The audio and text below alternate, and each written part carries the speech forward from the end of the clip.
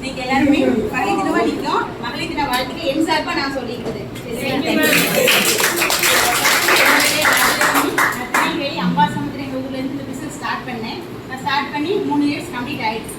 3 years complete ஆகிட்டு நான் பேசிக்காக என்ன ஒரு anganwadi teacher, next house wife எல்லாமே இருந்து இந்த பிஸ்னஸை நான் எதுக்காக எடுத்தேன்னா என்னோட ஃபேமிலியோட சுச்சுவேஷன் மாறணும் அப்படிங்கிறதுக்காக தான் எடுத்தேன்.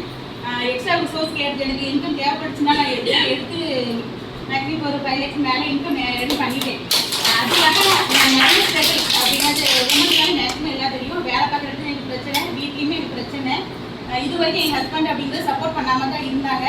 இப்போதைக்கு கீழே பெருமாள் சொல்லிட்டு இருந்தாங்க, ஏன் வந்து சப்போர்ட் பண்ணல, உங்களோட இன்கம் எடுத்து அவங்க கையில் கொடுங்க அப்படின்னாங்க. இப்போ மினிமம் இன்கமாக இருந்தாலும் கொஞ்சம் அதிகமாக இன்கம் எங்கள் ஹஸ்பண்டுக்கு நான் கொடுத்துட்டு இருக்கேன். இன்னைக்கு கூட வரும்போது காலையில் நான் ஒரு ஃபங்க்ஷன் போயிட்டு இருக்கும்போது நீங்கள் மதியத்துக்கு மேலே அங்கே போகிறேன் அப்படின்னு உன் பேரில் எழுதி ஒட்டிக்கிட்டு தான் நீங்கள் சண்டே எடுக்க வீட்டில் இருக்க மாட்டா அப்படின்னு மாதிரி சொன்னாங்க. சரி இருக்க மாட்டான்னு சொன்னாலும் அதுவும் எனக்கு ஒரு சப்போர்ட் தான். சரி அவன் மைண்டில் ஃபிக்ஸ் பண்ணிட்டாங்க, இன்னைக்கு பெயர்வா இருக்க மாட்டாங்க அப்படிங்கிறதுக்காக. எல்லாருக்குமே கஷ்டங்கள் ஒன்று இருக்க தான் செய்யும். அதை தாண்டி வந்து நின்னோம்னா இவ்வளோ பெரிய டீம் அப்படிங்கிறது எனக்கு கண்டிப்பாக கிடச்சிருக்கு.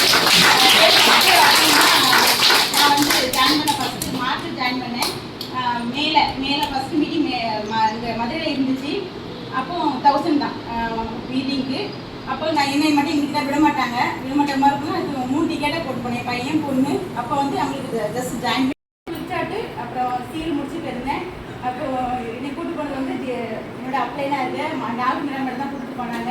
எனக்கு வாய்ப்பு கொடுத்து அந்த தங்கச்சி ஸ்கூலில் பிள்ளைங்க போது வாய்ப்பு கொடுக்குறான்னு அவங்க என்னை பண்ணி கொண்டு போகல. என்னை கூப்பிட்டு போனது 4 மேடம் தான். அன்றைக்கி ஃபஸ்ட்டு நானும் என் பொண்ணு பையன் பொண்ணு மட்டும்தான் போனோம். இன்னைக்கு ஒரு 3 வருஷத்தில் 2 வேனு கார் இது மாதிரிலாம் அந்த ரொம்ப சந்தோஷமாக மாட்டாங்க வைக்க மாட்டாங்க அப்படின்னு சொல்லி நான் காரணம் சொல்லிட்டு நான் இருந்திருந்தேன் அப்படின்னா எனக்கு ஒரு பெரிய டீம் வந்திருக்காரு. அதனால் ரிஜெக்ஷனுங்கிறது நிறைய விஷயத்தில் இருக்கும், வேலை இருக்கும், வீட்டில் இருக்கும். அதெல்லாம் தாண்டி இதே வாழ்க்கை உங்களுக்கு இருக்குது. இப்போ தான் அவங்க அதாவது ஒரு வாரம் தான் ஆச்சு சீரியாகி எனக்கு கொடுத்த வாய்ப்பை இதுக்கு அடுத்து நான் என் மக்களுக்கு கொடுத்து எல்லாத்தையும் இன்கம் வாங்க வைக்கணுங்கிறதுக்கு நான் ஒரு முன்னுதாரணம் நான் நினச்சிக்கிறேன். ஏன்னா எல்லாத்தையும் நான் வந்து பார்த்து ஒர்க் பண்ணுறேன். அந்த நேரத்தில் எனக்கு இவ்வளோ பெரிய வளர்ச்சி இருக்குது அப்படின்னா நீங்கள் உங்களை நீங்கள் நினச்சிக்கல. ஒரு டயத்தை கூட வேஸ்ட் பண்ண நேரம் கொண்டு போனது அந்த ஒவ்வொரு நேரத்தையும் நம்ம எப்படி யூஸ் பண்ணிக்கிறத வச்சு தான் இருக்குது.